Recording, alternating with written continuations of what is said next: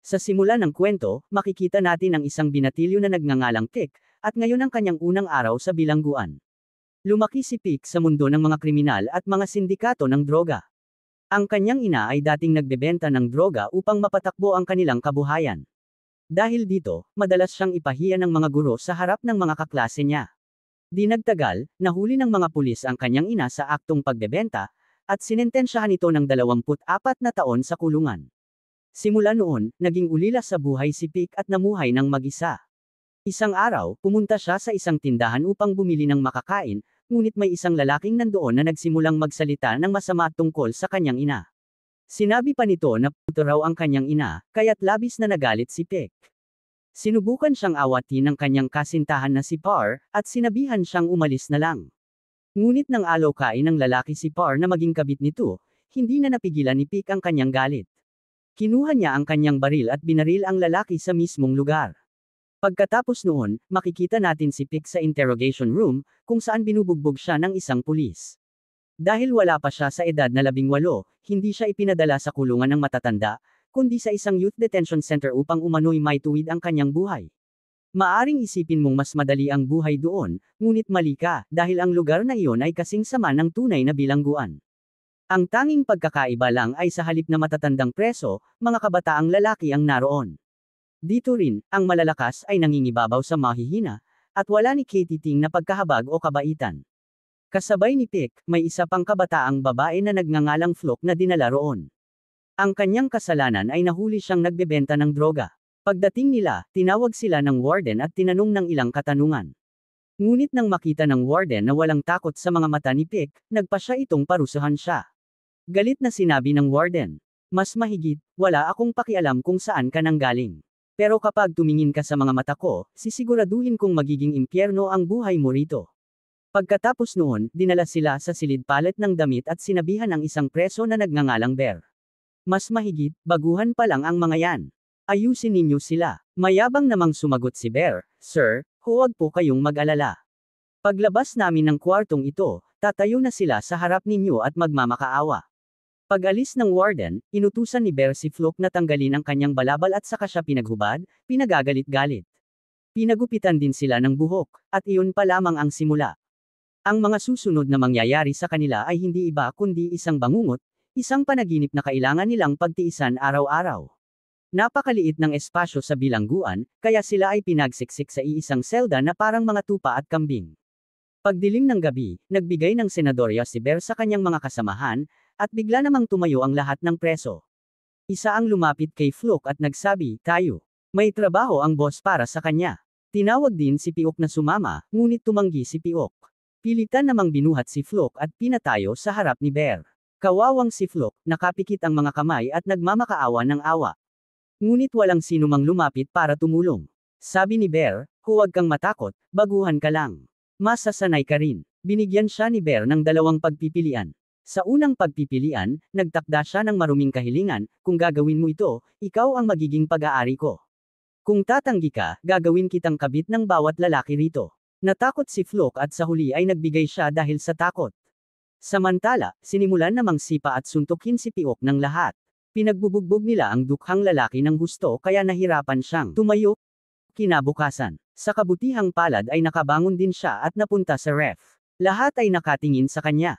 Ang bilangguan ay hinati sa mga blok, at bawat blok ay may sariling leader. Sa blok ni Gus, isang lalaki ang nagsabi, "Boss," sabi niya, "ito ang lalaking sinabi ko sa'yo. Galing siya sa bayan ninyo. Pwede natin siyang idagdag sa grupo." Nang dumating si Piek sa counter, sinabi ng kusinero na ubos na raw ang pagkain. "Bumalik ka bukas," ang sabi niya. Handa na sana si Piek na kainin ang nalutong nalagkit sa ilalim. Ngunit nang ilagay ng kusinero ang mga tira sa kanyang plato, agad hinawakan ito ni Piek, sinusubukang itulak pabagsak. Tinanong ni Piek, "Bakit ninyo ginagawa ito sa akin?" Sumagot ang kusinero, "Kapag nakikialam ka sa lahat ng bagay, kailangan mong magbayad ng presyo." Saglit lamang, tumayo si Bear at lumapit kay Piek at sinabog ang pagkain nito sa sahig. Akala ng mga tauhan ni Gus, ngayon siguradong magkakagulo. Ngunit hindi gumawa ng kahit ano si Piek, tahimik niyang pinulot ang pagkain sa sahig at nagsimulang kumain. Inakala ng lahat na siya'y nabaliw. Ngunit sinabi ni Gus, tama ang ginawa niya. Kung ako siya, ganoon din ang gagawin ko, kasi kung hindi siya kakain, mamamatay siya sa gutom. Pagkatapos nito, dinala ang lahat ng preso sa paligan. Tahimik na naliligo si Piek nang palibutan siya ni Bear at ng kanyang mga kasamahan. Sabi ni Bear, ano sa palagay mo? Dito, gagamitin mo ang lahat ng libre habang kami nanunood lang. Dito, magbabayad ka para sa lahat. Inutusan nilang magluhod si Piek, ngunit nang tumanggi siya, pinilit siya. Ayon sa kanilang mga patakaran, dapat matanggap ni Piek ang 5 sipa. Si Bear ang naghatid ng unang sipa. Pagkatapos ay tinawag nila si Flock at pinagbawalan siyang sampilan si Piek.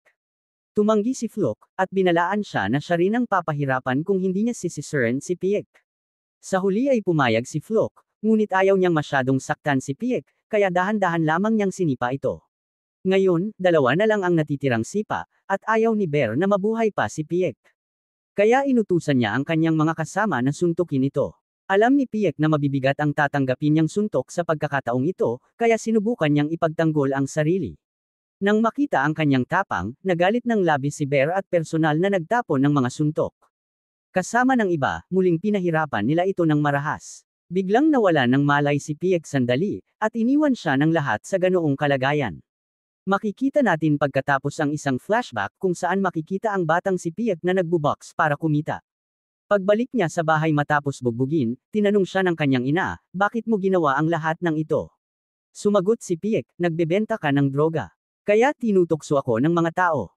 Ayokong palakihin sa perang droga. Bumalik ang kwento sa kasalukuyan. Hinilos ng warden si Piek at sinabi, kailangan kita palabasin sa loob ng 5 minuto. Kung hindi, kapag bumalik ako, lalong pahihirapan kita. Nakatayo roon si Flock na naghihintay para sa kanya. Lumapit si Piek at humingi ng paumanhin. Sa unang pagkakataon, nagpalitan sila ng pangalan, at binigyan siya ni Flock ng 100 upang kainin. Samantala, sinabi ng warden kay Bear, pinapakialaman mo ang aking trabaho. Nagngingit-ngit si Bear nang malaman niyang pumasok si Flock para ibigay ang 200 kay Piek. Sabi ng warden, gawin ninyo ang gusto ninyo rito bago ko tapusin ang sigarilyo ko. Pagkatapos, mag-iingay ako. Pag-alis ng warden, sinimulan ni Bear na bugbugin si Flock. Tumayo ang iba at nanood ng tahimik, ngunit walang sinuman ang tumulong. Nang makita ni Piek na binubugbog si Flock, sumugod siya at sinabi, kung tunay kang anak ng lalaki, labanan mo ako. Sinipa ni Piek ang isang lalaki. Nang sabog na sabog hanggang sa mawalan ito ng malay. Bago muling lumala ang gulo, pumasok si Golf at nagsabi, tigil na rito. Gusto niyang isama silang dalawa sa kanyang block. Ngunit sabi ni Bear, hindi ganoon kasimple. Mga biktima ang dalawa. Ilang sandali pa, dumating si Gus at tumayo sa harap ni Bear. Pagkatapos ng mainit na pagtatalo, pumayag din si Bear na isuko ang isa sa kanila. Pinili ni Golf si Piek. Ngayon ay bahagi na ni Piek ang kanilang gang, at ang paghipo sa kanya ay nangangahulugang pagharap sa buong grupo. Nang gabing iyon, habang natutulog ang lahat, napansin ni Gus na hindi natutulog si Piek. Tinanong ni Piek, bakit mo ako sinagip at iniwan ang kaibigan ko sa gitna ng mga halimaw na iyon? Sumagot si Gus, iba ka sa kanya. Di siya matigas ang ulo. Gagawin niya ang sinasabi nila at magtatagal lang. Pero hindi ka magtatagal kahit 1 linggo sa kanila. Nagpasalamat si Piek sa pagligtas sa kanya. Binigyan siya ni Golf ng isang kahoy na kutsilyo at sinabi, ginawa ko to sa sariling kamay. Gamitin mo kung kakailanganin mo. Mahimbing ang tulog ni Piok ng gabing iyon, ngunit para kay Flock, iyon ay isa sa pinakamahirap na gabi. Dahil kay Piok, binugbog siya ni Bear at ng kanyang mga kasamahan buong gabi, hanggang sa siya'y labis na magkasakit. Kinabukasan, habang inilalabas ang lahat ng preso, napansin ni Golf na mahimbing pa rin ang tulog ni Piok.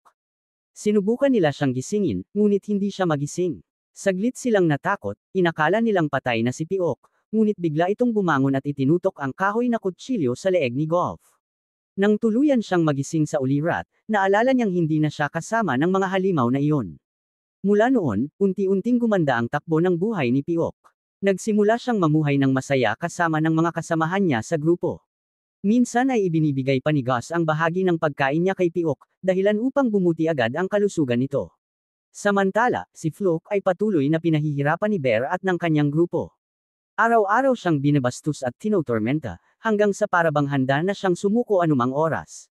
Ilang araw ang lumipas, dinalaw si Piok ni Par. Pagkakita niya rito, bumalik ang ngiti sa kanyang mukha, ngunit hindi niya alam na panandalian lang ang kaligayahang iyon. Sinabi ni Par na pumanaw na ang kanyang ina, namatay ito sa loob ng kulungan. Napuno ng luha ang mga mata ni Piok sa narinig. Hindi na rin nakayanan ni Par at napaiyak ito. Pumunta lang ako rito para sabihing tapos na ang libing niya, sabi ni Par. Mula ngayon, hindi na ako muling dadalaw sa'yo. Nagmakaawa si Piok, wala na akong ibang tao sa mundong ito kundi ikaw. Huwag mo akong iiwan. Tumulo ang luha ni Par, ngunit hindi na siya lumingon, tahimik siyang lumakad palayo. Samantala, makikita si Gus na kausap ang kanyang ama. Sabi nito, naayos ko na ang eskwelahan at trabaho mo. Paglabas mo rito, makapamumuhay ka na ulit ng normal. Si Gus ay nabilanggo na ng higit 10 taon, at gusto na niyang magsimula muli kasama ng kanyang ama. Ngunit nang malaman niyang kasama pa rin ng ama ang kanyang madrasta, sumiklab ang galit niya. Hindi na siya nagsalita, tumayo na lang ng tahimik at umalis. Habang sinusubukan ni Piok na makaahon sa kalungkutan, nakita niyang pina-target ni Bear ng bola si Golf. Agad siyang sumugod para iligtas ito, ngunit dumating ang warden at inutos sa lahat na humiga sa sahig. Habang lumalala ang asal ni Bear, tumitindi rin ang tensyon sa pagitan ng dalawang grupo. Sinabi ni Gus, kung magpapatuloy ka, mapipilitan akong gumawa ng paraan laban sa'yo. Ngunit iyon mismo ang gusto ni Bear, gusto niyang magkaroon ng labanan upang malaman kung sino ang mas malakas. Kinagabihan, habang lahat ay natutulog, pumunta si Bear at ang kanyang mga tauhan kay Flock. Tinutukan siya ni Bear at sinabing, hindi ko na siya kailangan. Gawin ninyo ang gusto ninyo sa kanya. Walang kalaban-laban si Flock. Sinubukan niyang lumaban, ngunit lalo lang itong nagpasiklab ng galit ng mga lalaki, at isa-isa nilang ginahasa si Flock. Sa 4 na pader ng bilangguang iyon, tuluyan nang namatay ang pagkatao at pagkahabag ng tao. Paulit-ulit na sumisigaw ng tulong si Flock, tinatawag ang warden, ngunit walang tumulong.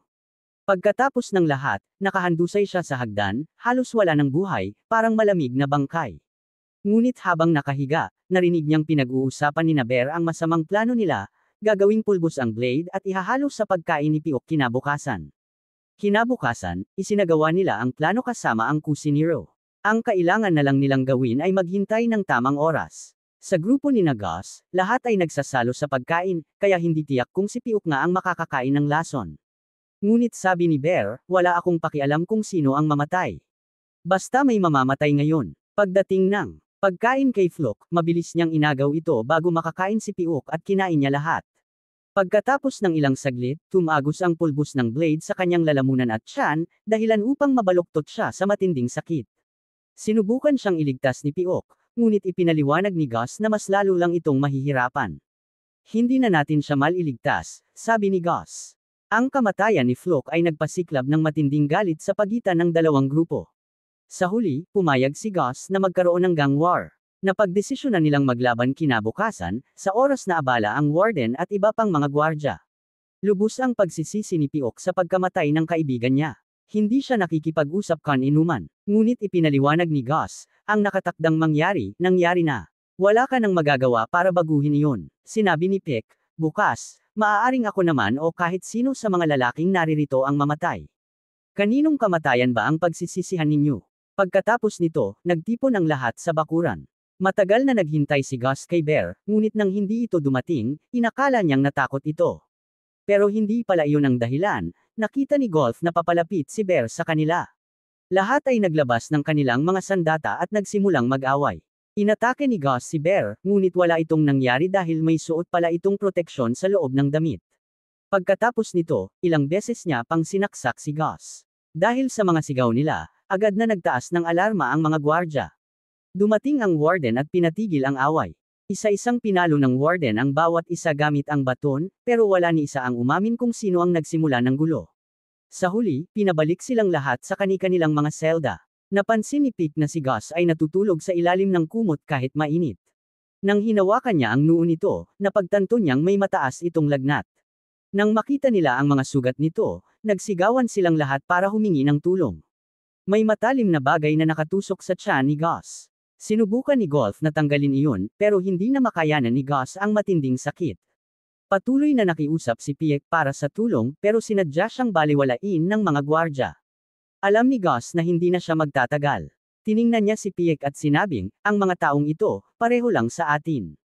Wala silang tahanan, wala silang pamilya. Pagkatapos ko, sayo na sila aasa. Alagaan mo sila. Kinagabihan, binawian ng buhay si Gus, at sumunod dito ang matinding katahimikan sa paligid. Nang malaman ng ama ni Gus na wala na ang anak niya, labis itong nagdalamhati. 10 taon niyang hinintay ang paglaya nito, pero ilang araw na lang bago iyon mangyari, pinatay siya ng mga halimaw na iyon. Upang ipaghiganti ang pagkamatay ni Gus, nagtangkang patayin ng 2 lalaki si Bear, pero nahuli sila bago pa man nila magawa ito. Sa halip na patayin ni Bear si Piek, binigyan siya nito ng pagkakataon. Sinabi ni Bear, kung gusto mo akong patayin, makipaglaban ka sa akin. Makikipaglaban ako. Sigurado siya na wala sa loob ni Piek ang tapang para gawin iyon. Pero tiningnan siya ni Piek sa mata at tinanggap ang hamon. Pinili ni Golf na bukas maganap ang laban at nagsabi pa na kung matalo siya, maaari rin siyang patayin. Kinagabihan, naghanda si Piek para sa laban. Habang pinatalas niya ang kanyang kutsilyo, sinabi niya kay Golf, narinig ko na kapag malapit ng mamatay ang isang tao, ang naiisip nila ay ang kanilang mga ina. Ramdam ni Piek na baka iyon na ang kanyang huling araw dahil miss na niya ang kanyang ina. Pinayuhan siya ni Golf, huwag mong isipin ng sobra. Ano man ang mangyari bukas, bukas na natin haharapin. Darating din ang araw ng kamatayan para sa ating lahat.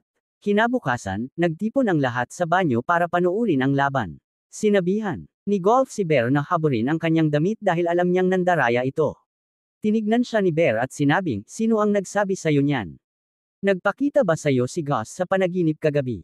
Hawak ang kanyang patalim, agad siyang sumugod kay Piek. Sigurado siyang mapapatay niya ito. Habang tumatagal, nagsimulang lamunin si Piek ng takot. Sa unang saksak pa lang, lalo itong natakot.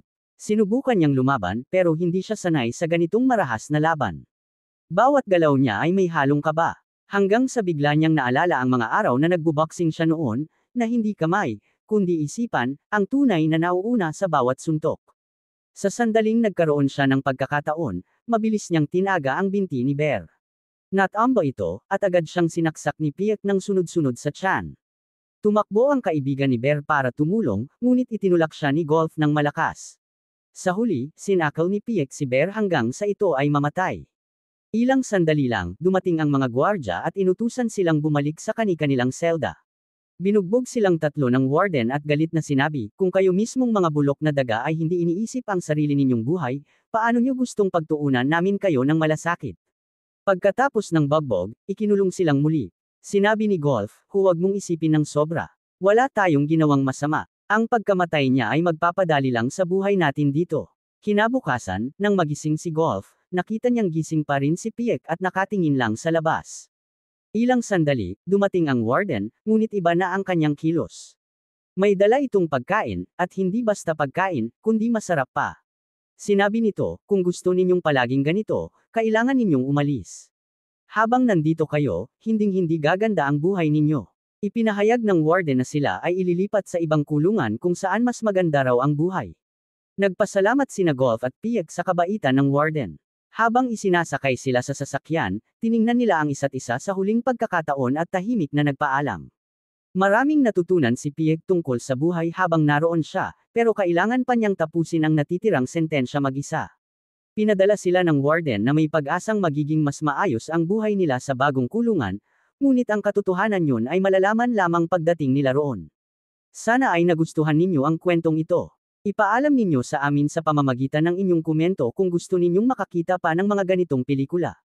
Ang inyong mga suhestyon ang magbibigay inspirasyon sa amin upang patuloy kaming gumawa ng mga video na tulad nito. Maraming salamat sa panunood. Hanggang sa susunod.